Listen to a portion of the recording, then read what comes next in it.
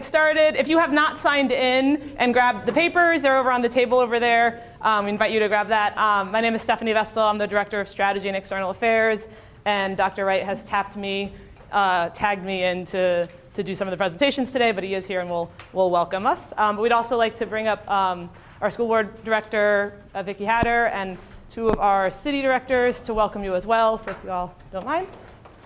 Thank you guys for coming out this evening and spending a little bit of your time with us tonight. This is basically going to be sharing and listening.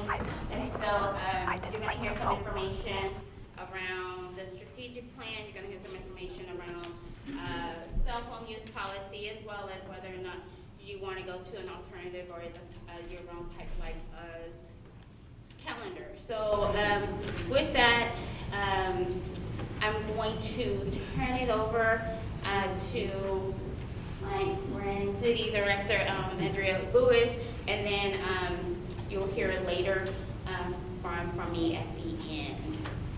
Thank you. You're welcome. Good evening, everyone. I'm just glad to be before you today. And I just have to give a shout out to our Vice Mayor, Webb. It's her birthday.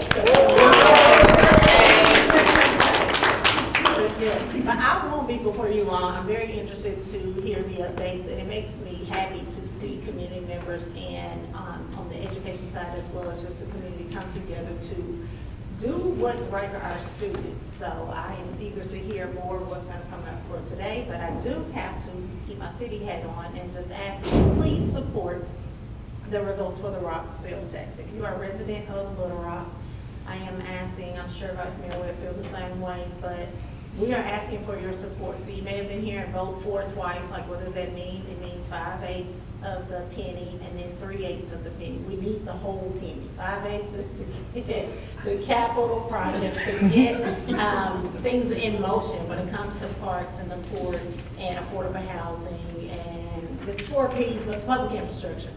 But the 3/8 is what continues. It's the operational expenses, so we need money to continue. And I'll just be blunt. We have a laundry list of issues, projects that we need well before my time that have been on the list. And I'm hearing, or have been over these past 2 years, well, we still need more funding. We're taking care of this, but we still need more funding because as the city continues to grow, more issues arise. So it's where do we get this money from? And honestly, it's the tax. So we go to other places, we use their amenities, we see their nice buildings, all those features, they pay for that. So we have to invest in our city so we can have some of the other amenities and the features that Dallas and Atlanta and Memphis and all these other places have. So I won't stay on that long, but I am just asking that we please invest in us, improve our quality of life, and vote for twice. Thank you.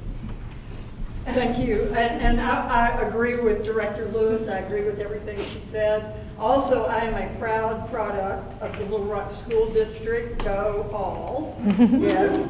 And my sister actually taught at Henderson some years ago, one of the schools in our school district that where my sister taught. And during those unfortunate years when the state was in control of our school district, I had the opportunity to serve on the advisory board. I love the Little Rock School District, and I am excited. That might be a tiny bit of an exaggeration because it is my birthday, but I chose to be here with you all tonight because I want to hear more. I am committed to the school district, so we should be quiet so we can hear more. So thank you. Well, thank you to our city directors. Welcome in, ladies. So next, I'll turn it over to. Do you want to say hi? Do you want to say something? I'll say something at the end. Okay. Okay. So Director Hatter kind of went over what we're doing today and what we're talking about. We're going to talk about kind of everything at first. We're going to front load you with the information and then ask afterwards for you to discuss in small groups and give us your feedback as well. There we go. So the first paper you have, kind of the big paper with lots of very tiny print writing on it. That is our overall strategic plan. We last year took a lot of time to gather school, student, staff, community feedback, and develop this strategic plan. So it's what you have in front of you. We are in the process this year of putting that into action. And we've broken it into 3 different stages.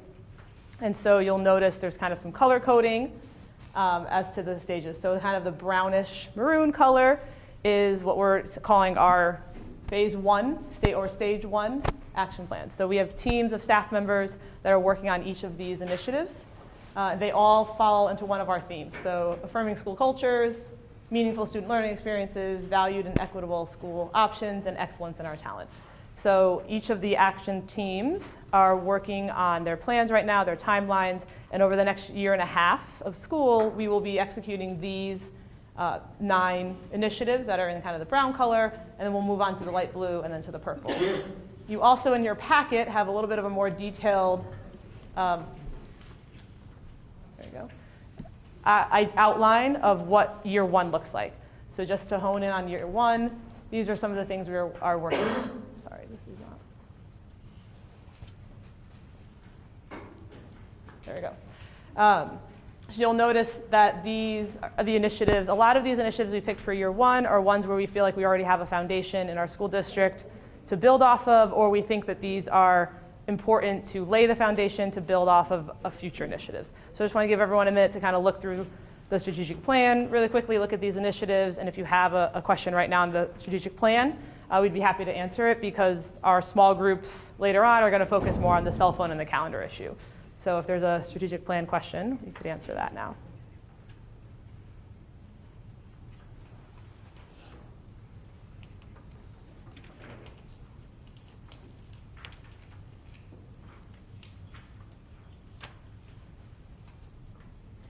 And we'll just highlight some of the work was already happening. So one of our strategic plan initiatives is to improve how we're communicating, specifically with families that don't speak English as their first language.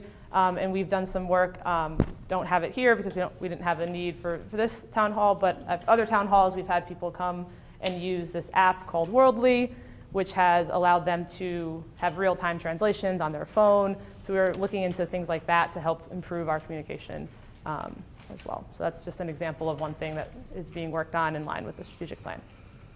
So, okay. Again, if questions come up, please let us know at the end. And again, just to reiterate, stage 1 is going to take the rest of the school year and part of next school year as well. So we're really trying to take the time we need to make sure that these are all implemented well. And apparently this isn't, there we go. Okay, so we'll get into our first major topic for today. So we're talking about cell phones in schools. We recognize that this is a very kind of hot button, important topic. There are lots of feelings about this. So that's why we wanted to come together and hear what you all are thinking, what you all are hearing, and what your thoughts are. Just a little bit of background. We are gathering information about what people think about the current cell phone policy and whether or not that needs to change at all.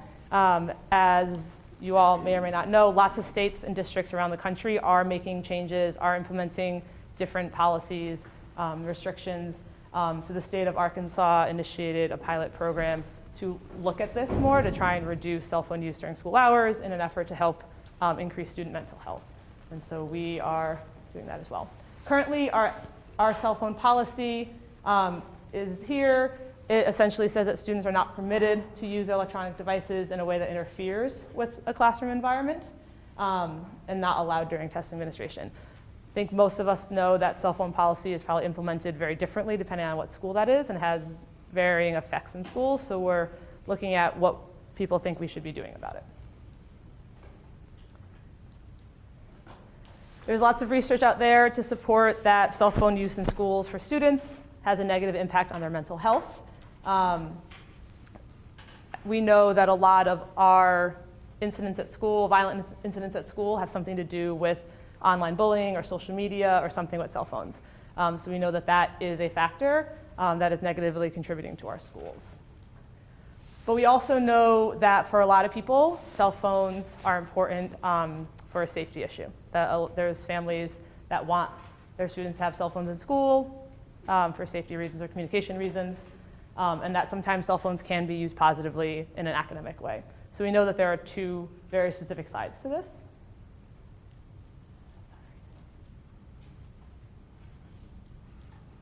Sorry, there you go. We also know that there are plenty of districts around the country that are implementing more strict bans, but there are also districts in our state. So Fayetteville and Springdale both have already implemented different restrictions for cell phones. We also know that the private schools in our area in Little Rock have cell phone bans as well, so we know that we are not the first or the only district to be talking about this or be looking at ways to restrict cell phone use.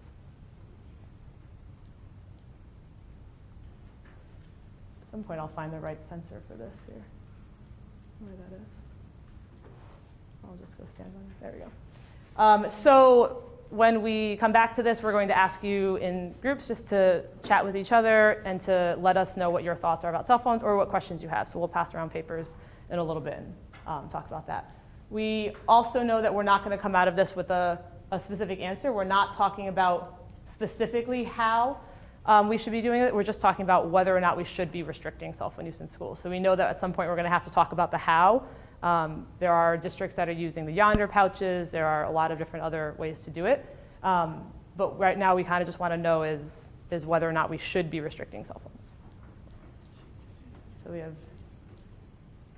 of course, different options. Some schools, districts are restricting cell phone use all day, some just class period by class period, some as a more of a consequence for not following the cell phone policy.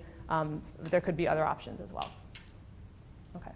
So this we'll come back to later when we ask you to give your feedback. Any questions right now on cell phone or anything to add? No? Okay, great. We're going to move on to talking about the non-traditional school year calendar. What? Because okay. You want to add anything? Jump in whenever. All right. I'm just going to go stand by my computer in a second, I think. All right. We are talking about a non-traditional calendar. We want to make clear that what we mean by this is that we would have the same number of instructional days. So we're not adding days to the school year, but we are spreading them out with an earlier start date, more breaks during the year, and a shorter summer. So that is why we're calling it non-traditional.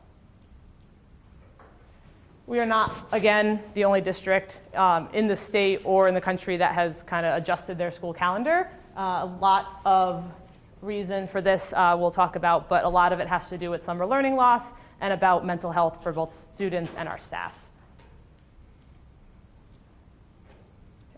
So research tells us that students, especially students in a district like ours that serves a lot of lower socioeconomic students or students that don't speak English as a first language, that they have significant reading and math loss over the summer. So there's a lot of the summer slide or summer learning loss. We know that happens, and the longer the summer is, the more loss that can be there. And so that is why we're looking at this. Some school districts that have adopted non-traditional calendars have also seen improvements in their discipline and behavior incidents as well. Other benefits include having more breaks during the year, what helps to positively improve mental health for both students and teachers. Having a break to reset after every 9 weeks or so allows teachers to kind of catch up, to plan, to reorganize their work, their lesson plans, things like that. Provides more opportunities during the year to have breaks, so it's not just over the summer for the longer breaks as well. So there's a lot of potential benefits for both students and our staff. We also know that not everything is benefit. There are disadvantages as well to this potential calendar. And we know that we probably don't have an exhaustive list of those disadvantages. We know that costs will be a big factor. We'll have to, because during some of those breaks throughout the year, we would have additional learning opportunities. We'd have some of our schools open for interventions and things like that. We know that that will cost more money because we'll have to have staff there, potential transportation costs as well. So we know that cost will be a big factor that we have to look at. We also know that we have a lot of working families, and that's going to take a lot of coordination. We have to think about childcare and other factors such as that. We know that things like athletics and extracurriculars, there could be positive and downfall sides to that in terms of the calendar and the schedules and things like that. So again, something we have to look at. We know that changing something that has been in place for a very long time will have community resistance or pushback, so we want to make sure that we hear what that is so we can address it and discuss that. And then there's probably, like I said, things that we haven't thought of, and this is where we want you all to tell us what we haven't thought of. So when we break into these small groups, please tell us the things we haven't thought of yet about this potential switch. We also want to make clear that this potential switch would not be for next school year. Sorry, I should have said that at the beginning. We're talking about it now. We're thinking about all the potential things that would go into this. We're researching this. The earliest this would take effect would be like the 26, 27 school year, so 2 school years from now. Because we want to do this right if we do this by researching it, by addressing all of these issues as well.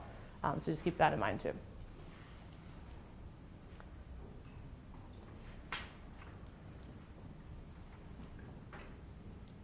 Okay, there we go. As I said before, we're not the only district in Arkansas looking at this. Other districts have switched already. We know that we don't compare in size and demographics to these school districts, but there are school districts who have done it. Hot Springs being one that just started this year, but other districts in Arkansas too, Marion, Wynne. Okay. And a lot of them have similar schedules in terms of starting around the end of July and going through the beginning of June. Some of them spread their breaks out a little differently though. East Poinsett, Marked Tree, and I'll say that wrong, I'm not from here. Thank you.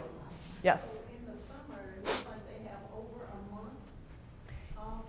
Yeah, there's still about a 6 or 7 week summer break in a non-traditional calendar. So it's a shorter break, but it's still an extended summer break. Yes. Yep. And that's been consistent at really all the calendars we've looked at. They still have a summer break. Yes. Yep. So again, these are examples of places who've done it. We've actually contacted some of them, heard from some of them as to what their feedback is. There is positive feedback that there was great responses at Open House in Hot Springs. They were just starting though. Marked Tree said that there was data to support that it was improving their summer learning loss.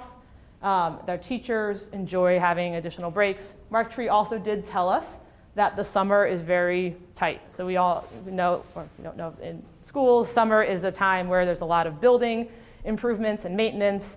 Hiring staff. There's a lot of work that's done over the summer, so shortening that summer will make it really tight for building leaders, and Marked Tree had said that too. So it's a very quick turnaround for some of those things, so we know that there are some things we'd have to factor in for that as well. So again, in your packet, you have all this stuff, so you have a sample of this calendar. We really want to make absolutely clear that this is not the calendar for next year. This is only a draft of something we put together for these meetings to give everyone an example to look at. So we want to say that to not go plan your vacations and your school year next year right now off of this, because this is very clear, very much so a draft. But this first one here is just traditional calendar. It really is the same as what we're in now, with dates for next year. But this is what a traditional calendar could look like for next school year. And again, we know that if we do switch to a non-traditional, it would be 2 school years from now, but again, an example of what this could look like. So for example, you see, I don't know if this, my laser pointer doesn't, oh, maybe it does work. Anyways, up here, you see that teachers would come back around like this 21st of July. The 28th of July would be marked as the first day for students, but then they'd get their first break Labor Day week in September. Another fall break in the middle of October, traditional Thanksgiving and winter break as we have now, and then another break in February, spring break as well. I'd like to make clear it probably would not be 2 weeks, but some districts have gone to a 2-week spring break. We probably would not. An extended weekend around Memorial Day. And then this marks the last day of school at the beginning of June, but if we shorten the spring break, that could be even earlier. So this calendar still lays out that 7-week summer break with all the extra breaks in between. And in a lot of these breaks, specifically like the fall breaks, the winter break, we would have extra opportunities at schools for intervention, for student enrichment, and things like that. So we would still provide some of those extra opportunities at some of our schools. We would still do credit recovery in the summer for our high school students. So we'd still have all of those same things as well. So I'll pause for a second in case anyone needs anything clarified at looking at this. I know it's small print and lots of numbers and things. Wow. No one making this easy on me. Okay, great. All right. Okay, so again, we are looking to hear from you. We're going to go back to the cell phone issue first in your small groups, but we will come back to this. When it comes to talking about the calendar, we want to hear everything. Good, bad, ugly, and everything in between. So if you like something, if you don't like something, if you have a bunch of questions, if there's things we haven't thought of, we want to hear everything. So on that piece of paper, just kind of whatever you have to share with us or whatever questions you have, please put that down. We are transferring everything. We are typing everything up that is said, and we are sorting it and coding it, and we will address kind of everything as we move forward. So, okay, but what we'll do now is ask you to, you're more or less already in small groups, but if you're like alone at a table or there's only 2 of you and you want to join with another group, please feel free to do that. We're asking for your feedback on both these issues. So we're going to start with the cell phone issue. Wow, I really was fast. Okay, sorry. We got lots of time. Okay, sorry. Did I forget anything? Okay, he doesn't seem to think so. All right, so we have about 15 minutes for each topic. We have some friends handing out papers and markers. For you, we're asking first for cell phones. We'd like the pros and cons of restricting student cell phone use. So we are looking for your feedback as to pros and cons if we were to restrict cell phone use in school. So that's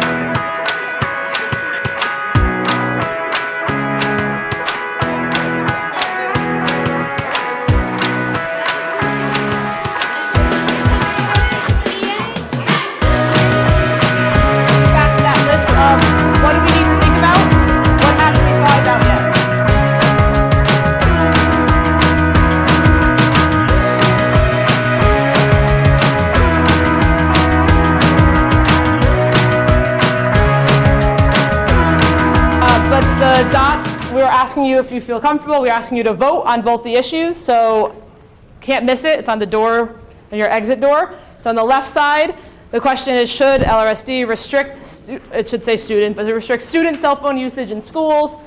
There's a yes and a no, very plainly. And then the middle is like a somewhat partially. So should it be maybe class by class? Should it maybe restriction based on consequence? Like that somewhat or partially column could mean a lot of things. So we're asking you to vote. Just put your sticker in whichever column you feel strongly about. And then the second one, or the one to the right, what school year calendar do you prefer, traditional, non-traditional? Again, this doesn't mean that based on the votes, we're just automatically implementing something. We are looking for, if there is interest in non-traditional calendar, to start to go down the road of answering all those questions you have, of looking into the cost model, of looking into answering all the questions you guys are giving us.